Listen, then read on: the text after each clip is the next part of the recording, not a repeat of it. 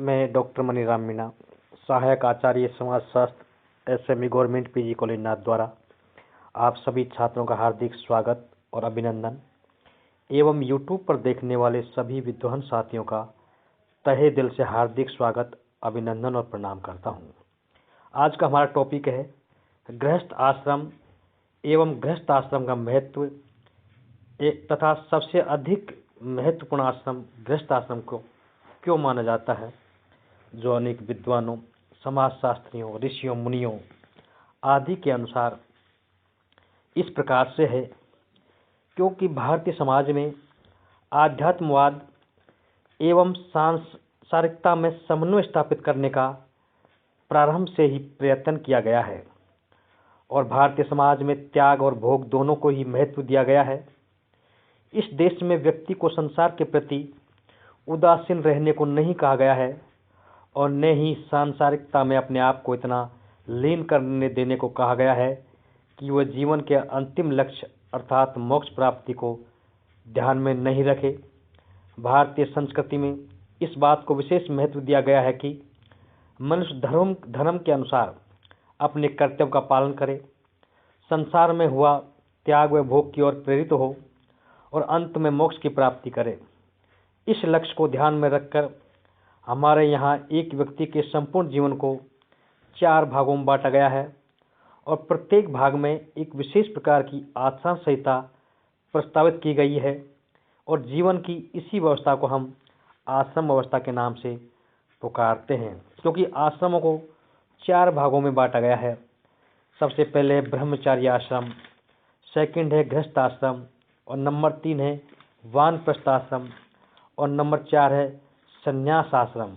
आज हम उन्हीं में से हम आपको जो गृहस्थ आश्रम है और ये सबसे सर्वश्रेष्ठ आश्रम क्यों है, इसके बारे में बताने का प्रयास करेंगे।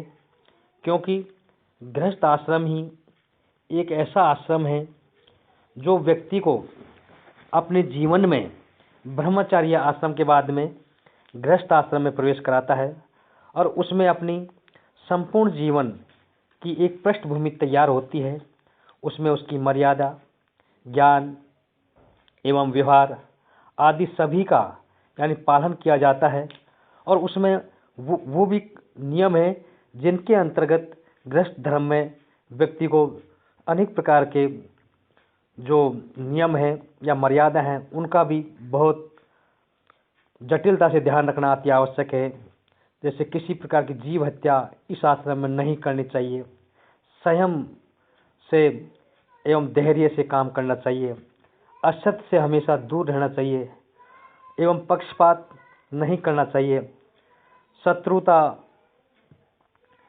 से दूरी बनाएं तथा डर को पास न आने दें, किसी प्रकार के मादक पदार्थों का सेवन न करें एवं अपने आचार्यों, वृद्धों एवं माता पिता आदि का आदर करें, मान सम्मान करें और सेवा करें और पत्नी के प्रति उसका व्यवहार धर्म, अर्थ और काम की मर्यादाओं के अनुसार हो।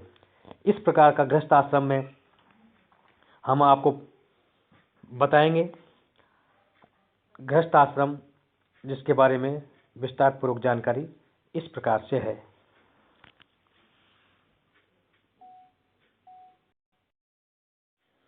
गृहस्थ आश्रम के बारे में विस्तार पूर्वक गोखले, डॉक्टर कापड़िया एवं अनेक विद्वानों ने इस प्रकार से बताया है। ब्रह्मचार्य आश्रम में अध्ययन कार्य पूर्ण करने के पश्चात विवाह संस्कार संपन्न होने पर व्यक्ति गृहस्थ आश्रम में प्रवेश करता है, जहाँ वह 50 वर्ष की आयु तक रहता है। यह आश्रम ही वह महान कर्म स्थल है जहाँ व्यक्ति ब्रह्मचार्य आश्रम में प्राप्त शिक्षा को मूर्त रूप देता है।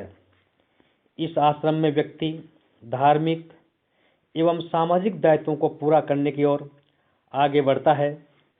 गृहस्थ आश्रम में ही वह मर्यादा में रहता हुआ व्यक्ति धर्म, अर्थ तथा काम नामक पुरुषार्थों को प्राप्त करता है। गृहस्थ आश्रम में रहकर ही वह स्वयं, परिवार एवं समाज के प्रति अपने कर्तव्यों को पूर्ण करता हुआ अपने को आगे के आश्रम के योग्य बनाता है। गोखले ने गृहस्थ धर्म के संबंध में बताया है कि इस गृहस्थ आश्रम के अंतर्गत एक गृहस्थ का धर्म है कि वह जीव हत्या न करे, असंयम और असत्य से दूर रहे, पक्षपातपूर्ण भेदभाव न करे, शत्रु निर्बलता तथा डर को पास न आने दे, मादक पदार्थों का सेवन न करे, किसी प्रकार का नशा न करे, कुसंगत में न फंसे, अक्रमणता और चाटुकारों पर धन का व्यय न करे, अपने माता पिता एवं वृद्ध दादा दादी परिवार के अन्य सदस्यों की सेवा करे, माता पिता की विशेष रूप से सेवा करे, आचार्यों और वृद्धों का आदर करे तथा पत्नी के प्रति उसका व्यवहार धर्म, अर्थ तथा काम की मर्यादा के अनुसार हो। इस प्रकार परिवार के सदस्यों में पारस्परिक आदर तथा एक दूसरे के कल्याण को ध्यान में रखकर ही कुल धर्म का सार माना जाता है, क्योंकि गृहस्थ ने इन सभी दायित्वों को देखते हुए ही ये कहा जा सकता है कि गृहस्थ आश्रम व्यक्ति के लिए भोग एवं विलास का काल न होकर त्याग में जीवन और साधना का महान स्थल माना जाता है। गृहस्थ आश्रम के सारे दायित्वों को यज्ञ, दान, तप के अंतर्गत सम्मिलित किया गया है। एक गृहस्थ का ये कर्तव्य है कि वे देवताओं, ऋषियों, माता पिता, अतिथियों तथा अन्य प्राणियों के प्रति अपने दायित्व को निभाए। देवता, ब्राह्मण, गुरु एवं विद्वान जनों का पूजन करे, पवित्रता, सरलता, ब्रह्मचार्य तथा अहिंसा का आचरण करे। गृहस्थ के लिए प्रतिदिन धर्म पूर्ति के लिए 5 महायज्ञों का विधान किया गया है और इनका उद्देश्य विभिन्न प्रकार की हिंसा से अपने आप को दूर रखना है या मुक्त करना है। मनु ने बताया है कि गृहस्थ के घर में चूल्हा, चक्की, झाड़ू, उखल, मूसल तथा जलपात्र विभिन्न जीव जंतुओं की हिंसा के स्थान हैं। इनमें होने वाली हिंसा के प्रायश्चित के रूप में 5 महायज्ञ आवश्यक बताए गए हैं और इन यज्ञों के द्वारा गृहस्थ ऋषियों, देवताओं, माता पिता, अतिथियों और विभिन्न प्राणियों के प्रति दायित्व और निर्वाह करना चाहिए।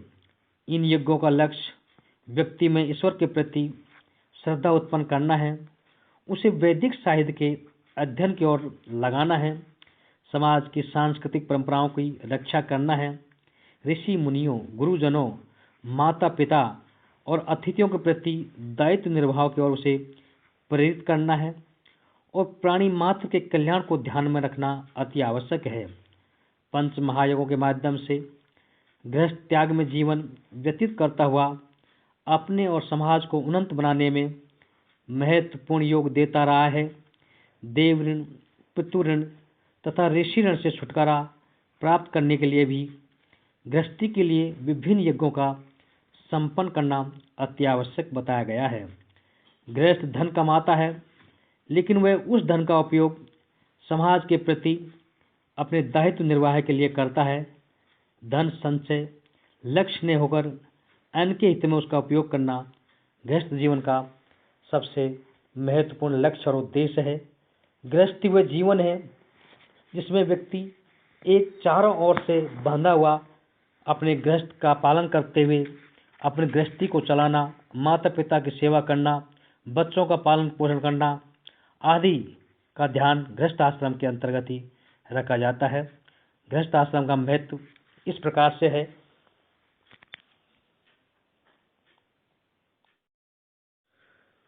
गृहस्थ आश्रम का महत्व विशेष रूप से इसलिए है क्योंकि 5 महायज्ञों के माध्यम से गृहस्थ त्याग में जीवन व्यतीत करता हुआ अपने और समाज के जीवन को उन्नत बनाने में महत्वपूर्ण भूमिका निभाता है या योग देता है। जैसे देव ऋण, पितृ ऋण तथा ऋषि ऋण से छुटकारा प्राप्त करने के लिए भी गृहस्थी के लिए विभिन्न यज्ञों को संपन्न करना आवश्यक बताया गया है। गृहस्थ धन कमाता है, लेकिन वह उस धन का उपयोग समाज के प्रति अपने दायित्व निर्वाह के लिए करता है।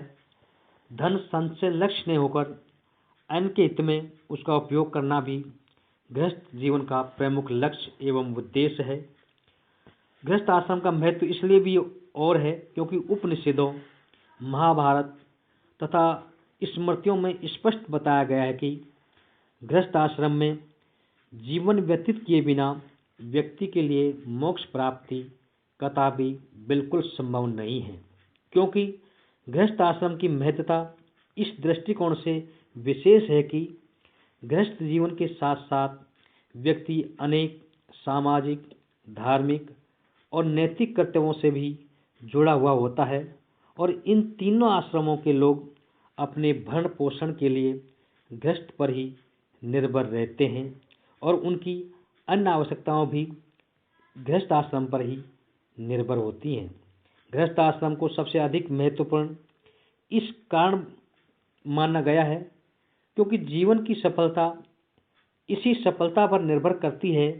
जैसे मनु ने बताया है, मनु के अनुसार जिस तरह वायु का आश्रय लेकर सब जीव जंतु जीते हैं, उसी तरह गृहस्थ का आश्रय लेकर सब आश्रम जीवन व्यतीत करते हैं।